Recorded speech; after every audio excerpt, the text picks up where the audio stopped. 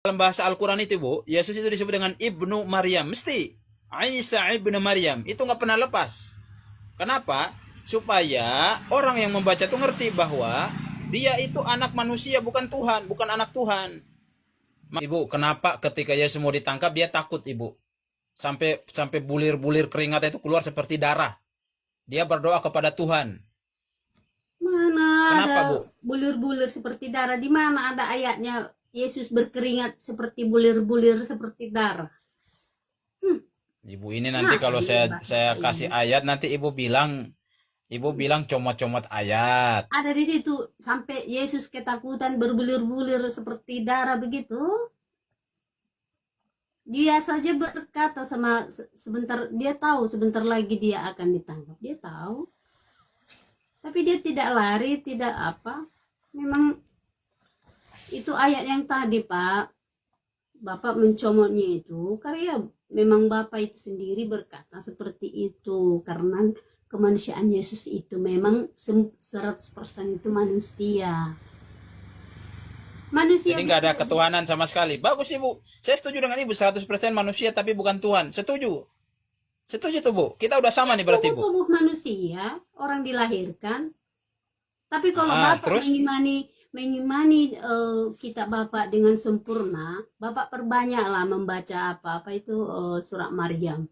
Rasaku ya, kalau ku pernah sering tengok itu live orang seperti live-nya orang Muslim lah, Islam di surat apa surat Anisa itu banyak di sana menjelaskan, bahkan rasaku ya 75% itu ya diunggulkan lah memang kediriannya Yesus di dalam, kalau memang mau diperdebatkan lah, kalau mau diperdebatkan.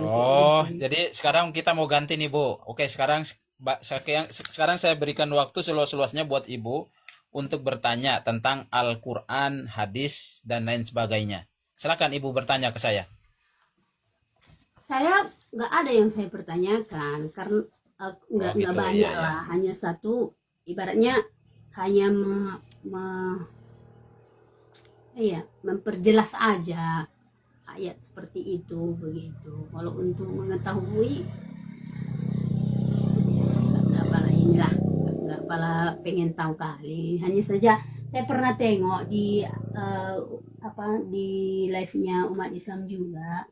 Oh, dalam hati kita kan sebagai umat Kristen kan begini. Oh, rupanya Isa itu di sana pun memang diunggul-unggulkan juga lah, memang di dalam Quran orang ini. Tapi mengapa umat Islam ini tidak pernah mempelajari ayat-ayat surat Maryam itu, bahwa banyak di sana yang memang merujuk untuk mengagungkanlah Isa itu tersendiri gitu. Ibu, saya kasih satu materi khusus buat Ibu ya, tentang keutamaan Isa alaihissalam atau yang kita sebut dengan Yesus Kristus. Ibu setuju? Ya. Di dalam Al-Quran, Allah Subhanahu wa ta'ala berfirman seperti ini. Mal Masih ibnu Maryam illa rasulun qad khalat min qablihi rusul wa ummuhu siddiqah. Dan tidaklah Al-Masih Ibnu Maryam. Kalau dalam bahasa Al-Quran itu, Bu, Yesus itu disebut dengan Ibnu Maryam. Mesti. Isa Ibnu Maryam. Itu nggak pernah lepas. Kenapa? Supaya orang yang membaca itu ngerti bahwa dia itu anak manusia, bukan Tuhan, bukan anak Tuhan. Makanya kalimat Al-Quran itu sering menyebutnya dengan Ibnu Maryam. Tidak pernah lepas itu. Nah, di sini Allah katakan, Ma Masihul Ibnu Maryam illa rasul. Tidaklah Al-Masih Ibnu Maryam itu kecuali hanya seorang rasul. Qad khalat min qablihi rasul, sebagaimana rasul-rasul yang terdahulu.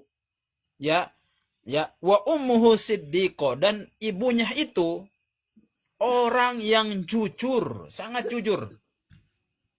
Ini keutamaan ya baginda Isa alaihissalam atau Yesus Kristus. Ini dalam surat Al-Maidah ayat 75. Itu ayat yang pertama. Ayat yang kedua, saya bahas nih, Bu. Yang kedua, Wa qaffayna ala asarihim bi Isa bin Maryam musaddiqan lima baina yadayhi minat Taurat wa atainal Injil fihi hudaw wa nur. Ya, kemudian kami berikan asar kami kepada Isa ibnu Maryam. Nih, Ibu lihat. Isa ibnu Maryam. Mesti dua kalimat ini tidak pernah dipisah. Isa ibnu Maryam. Kalimat Yesus itu kan kalimat awal, Yesus itu kalimat serapan yang Yesu. Jadi bagaimana dengan Ali Imran 45? Coba dulu Bapak. Coba dulu. Oh, Ali Imran 45. Sebentar Bu, jangan lompat-lompat dulu Bu. Enggak, aku hanya dua yang mau saya tanyakan, hanya dua. Ini saya akan menjelaskan keutamaan Yesus Kristus untuk Ibu sampai pagi nanti bisa saya jelaskan dalam Al-Qur'an, dalam hadis. Keutamanya banyak sekali. Bahkan namanya lebih banyak disebut daripada Nabi Muhammad. Iya, itu tadi saya bilang. Iya.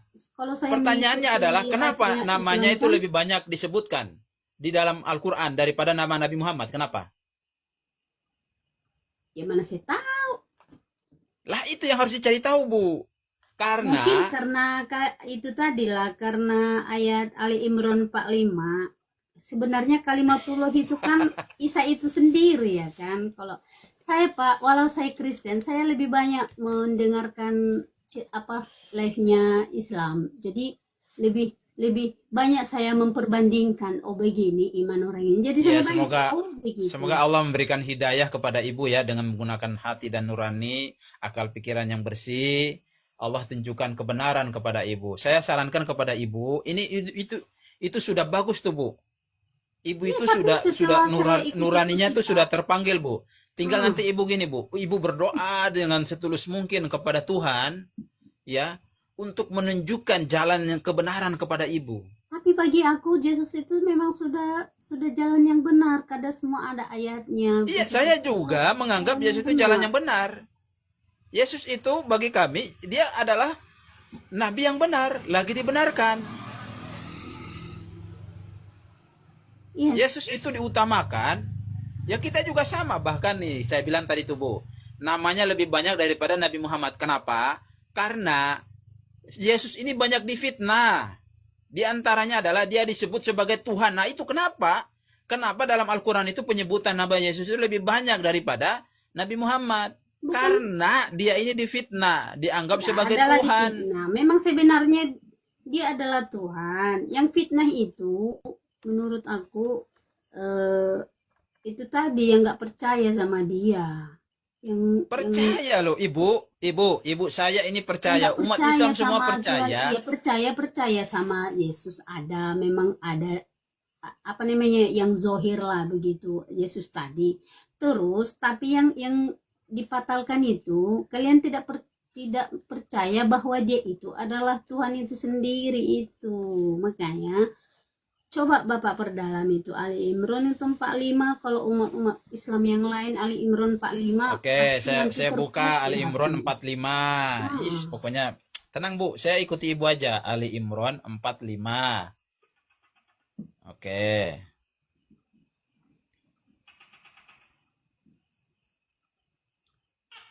Empat lima. Sebentar.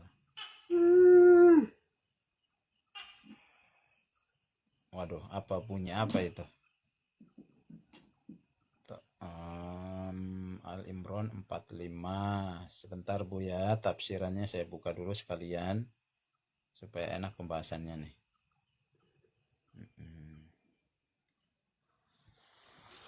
Kadang teman-teman Kristen ini melihat atau membaca satu surat di dalam Al-Quran, mereka tidak paham konteksnya itu seperti apa.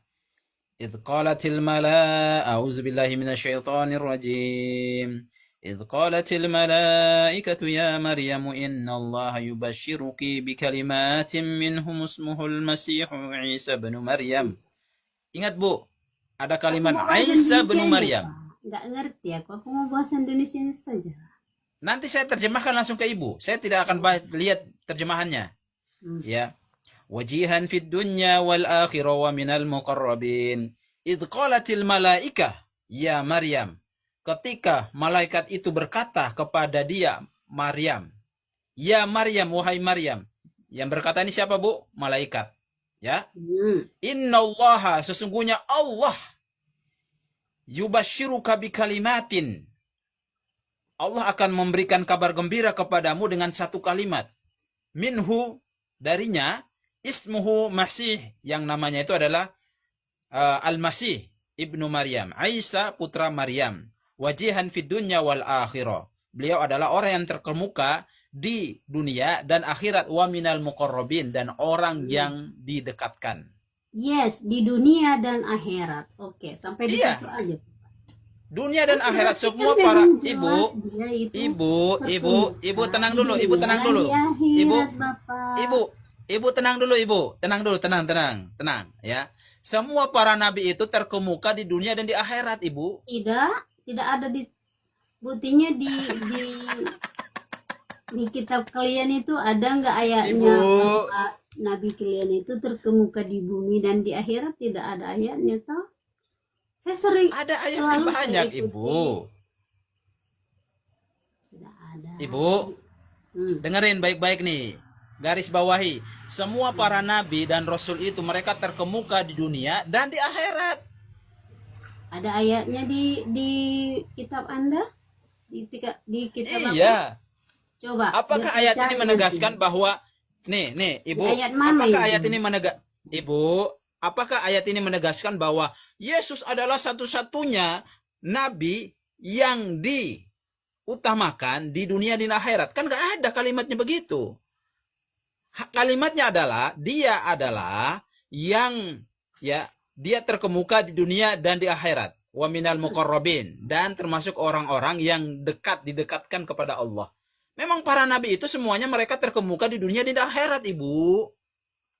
Bukan hanya Yesus, Musa, Yunus, Ibrahim, semuanya mereka ini manusia yang terbaik. Mereka terkemuka di dunia dan di akhirat, Ibu. Tapi namun ayatnya tidak ada tertulis.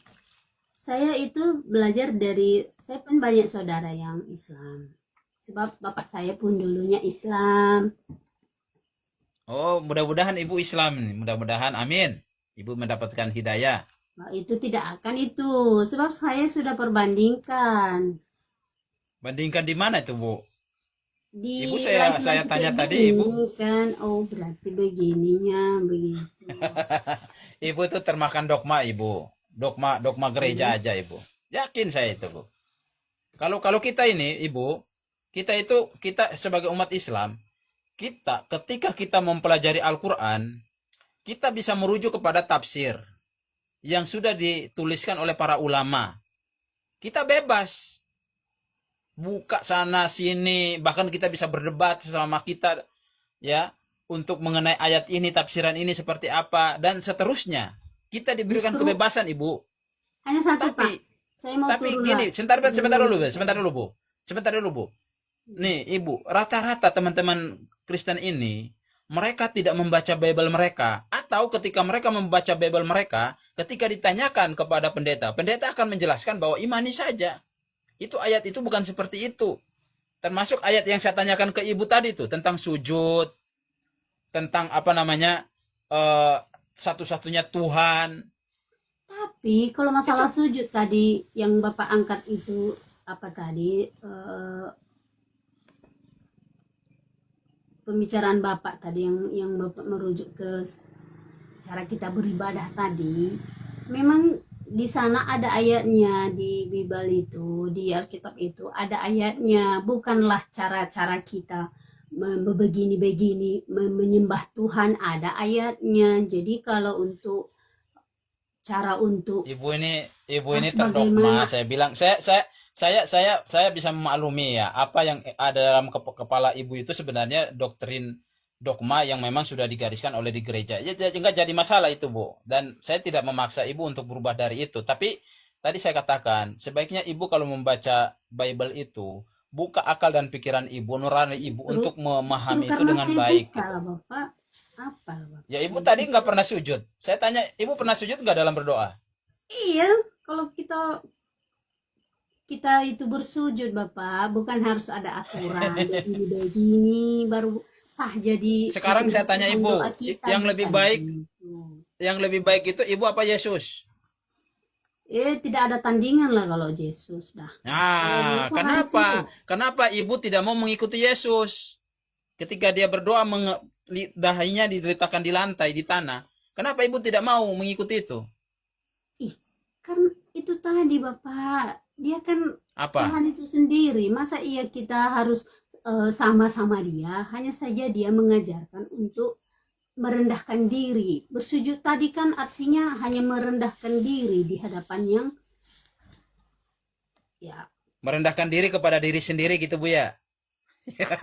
bukan begitu Bapak, pemahaman kami bukan begitu. Kan ayat sebelumnya kan ada itu, kenapa Bapak itu Yesus itu berdoa kepada Bapa. Oke Bu, sekarang udah kita Hmm, nggak usah bahas itu lagi. Saya ingin Ibu membahas tentang pasca setelah Yesus itu disalib. Ya, pasca setelah Yesus disalib, ketika Maria Magdalena dan Maria yang lainnya datang ke kuburan itu kan? terus Oke. Saya akan tunjukkan kepada Ibu bagaimana kontradiksinya Bible yang Ibu yakini itu. Boleh nggak? kenapa bisa kontradiksi? Tidak ada yang kontradiksi. Di Bible kami tidak ada yang kontradiksi. Oke. Ya. Ibu tahu ayat tentang itu Maria dan Maria yang lainnya, Maria Magdalena dan Maria yang lainnya. Sudah lama lah tak dengar lagi. Tapi memang ada tertulis di Alkitab masalah Maria Magdalena yang terkejut melihat kuburan itu sudah terbuka. Begitu ada. Dalam Matius Ada juga kan ayatnya. ada Bu ya.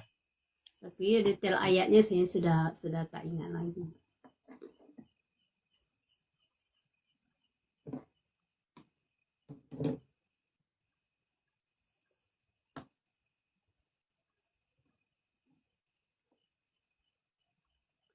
Oke lah Bapak, saya mau turun aja dulu lah. Oke. Saya pun sudah mengantuk ini. Oh Terima ya kasih ya ya, Pak oke ya. Bu. Ya, Dilanjut sama-sama sama Bu. dengan yang lain aja lah. Ya, siap siap Bu. Oke. Waalaikumsalam warahmatullahi wabarakatuh, Mi Alfa. Bapak turun kau? Oh, saya turunkan Ibu. Iya ya. Mohon maaf Bu ya. Oke, Kalau ada terima salah-salah kasih kata Bu Pak. ya. Yuk. Ya, sama-sama Bu. Selamat malam Bu Panjaitan. Oh, selamat malam, selamat malam. Ya, iya Bu. Bisa di on cam Bu. Nggak usah lah, ada suami di sini lagi tidur, nanti kena ban. Oh, iya iya iya Bu. Mohon maaf ya Bu ya. Nggak apa-apa, tanya aja lah Pak, nggak masalah itu. Nanti Bung Tony Saragi.